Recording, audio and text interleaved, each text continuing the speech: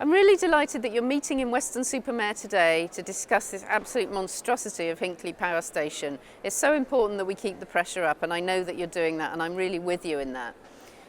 A lot of you know that I've got a long history of opposition to nuclear power. I worked for 10 years to expose the lies surrounding the health effects of nuclear power. And so when I became an MP, I of course needed to use this position to fight Hinkley Power Station and the new build there.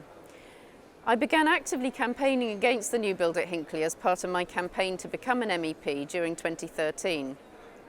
I thought then, and I'm even more convinced now, that nuclear power is a mature technology. It's had 60 years to prove itself to be economically viable, and it's utterly failed to do so.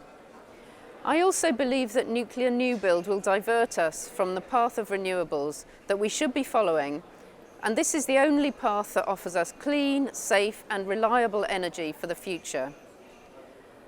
So all the arguments for Hinkley can be demolished without us even having to discuss the potential risks to health and of accidents or terrorist attack. So you know the history of this battle that we're in. The decision for the go-ahead was given in October 2013. It was quite a bizarre decision by the Commission. The commissioners had to fly in. There was actually disagreement amongst them, and this is really quite unusual. So it was a very controversial decision that was reached. As soon as I knew that, I waited until Joaquin Almunia, who was the competition commissioner, came to the Parliament to answer questions, and I confronted him about this. And there has been a lot of attack on that decision, and he was the Energy Commissioner, so it was really his responsibility.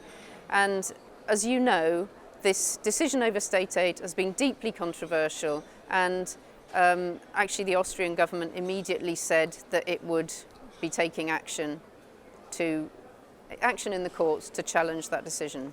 So I was really delighted that Austria decided to challenge this bizarre decision in court. And then we decided from this end to organise a conference to see what we could do about that. We had a meeting with the Competition Commissioner, Margareta Vestager, and we asked her whether she was going to reopen the decision. She actually said that she couldn't do that, but she herself considers that the legal challenge from Austria, and Austria has now been joined by Luxembourg, she considered that that challenge was part of the decision-making process. So the decision about whether the subsidy for Hinkley is legitimate has definitely not been made yet. So we organised the conference in London. It was great that Theo was able to come to that, and we had lots of other experts as well. And that was on the 5th of March, and it was part of our attempt to keep the pressure up and to make all the arguments against Hinkley. So we focused a lot on economic arguments, but we've also focused on arguments around the link with Fukushima and the dangers of nuclear power. So I was one of the hosts of that event, but it was also hosted by 3 other MEPs, Rebecca Harms, Claude Termes and Michel Reimann, who is the Austrian Green here. We had a Japanese guest outlining the risks from Fukushima to try and say, look, this is yesterday's technology, we really need to be moving on. Now, the next big event where we had European support was when Denis Baupin, who's one of the vice presidents of the National Assembly in France, came to Hinkley in October last year, again to make the case against any new build. The French government has acknowledged the risks associated with the pressurised water nuclear reactor model, and it's been a design that's been utterly beset with problems, and those problems have caused massive delays to the construction of 2 plants on this design in both France and Finland. So why is EDF still planning to build on that same design at Hinkley? Denis Baupin asked a very relevant kind of media-savvy question. Why buy iPhone 5 when iPhone 6 is already available? So I said at the time, and I was very pleased to welcome Denis, and I said how delighted I was that he'd chosen to visit us at Hinkley and to warn us of the risks of this EPR nuclear model. By continuing to support this white elephant, the government is leading us into a dangerous dark alley where we will face a serious energy gap and where reliance on Chinese capital will threaten safety and environmental standards. The government, needless to say, did not listen to my view, and we reached the point where the Chinese decision was made and was announced with great fanfare by Chancellor Osborne. I see this very much as part of a package to encourage Chinese money into the city.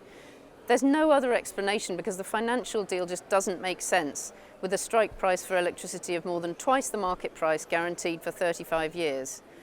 This will mean that to feed Chinese nuclear companies, we will be making old people cold in the winter and putting our businesses at risk because they cannot afford their energy bills. The actual decision finally seemed to bring some criticism to life from our own MPs at Westminster, with even some Tories beginning to worry about handing our nuclear secrets to the Chinese and raising concerns over national security. More relevantly, it seemed that the French government, which owns 85% of EDF, was not prepared to bankrupt its nuclear company to keep the lights on in Britain. In the past few months, we've seen 2 board meetings where the decision was deferred as the union representatives on the board argued that jobs will be lost and saying that there is little benefit to French industry. There's just no evidence that this Hinkley power station can be built on time, and there's great questioning of how it can be paid for, given that EDF is seriously strapped for cash. The company's seen its share price plummet by at least 50% over the past 12 months. The trade unions also raised concerns over pending legal cases. Legal cases being brought by the Austrian and Luxembourg governments, as we've already discussed, and also a separate legal case by a consortium of European renewable energy generators. So, at the time that these issues came out into the press, I said that the whispers in the boardroom have spilled out and created panic. EDF directors and employees know that the deal on Hinkley simply does not stack up, and sooner or later the company faces bankruptcy if they proceed with nuclear new build at Hinkley.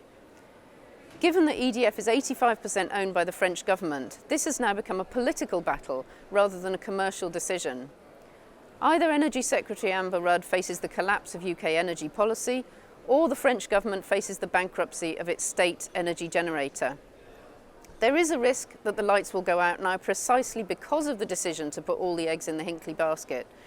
So last week I called for an urgent review of energy policy in the wake of this announcement. The constant deferral of the decision by EDF is really creating problems for that company, and it's creating problems for our energy policy, which no longer makes sense. What I said at the time was that we know what Plan B looks like. And we know that Plan B, which is focused on renewables, will create thousands more skilled and sustainable jobs than ageing nuclear reactors or nuclear new build ever can. Plan B is a full-scale commitment to a range of renewable energy technologies and efficiency savings and the investments that can bring this about. It's time for George Osborne to end his ideological obsession with nuclear and to stop kowtowing to the Chinese to lever in cash for the city. Renewables can provide 100% of our energy needs, as we showed in the Power to Transform report published 18 months ago. But what's more, this transformation could create 122,000 jobs across the region and add more than £4 billion a year to the regional economy.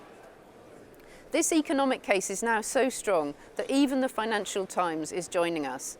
As they said, however politically painful it may be, the case for halting Hinkley is becoming hard to refute.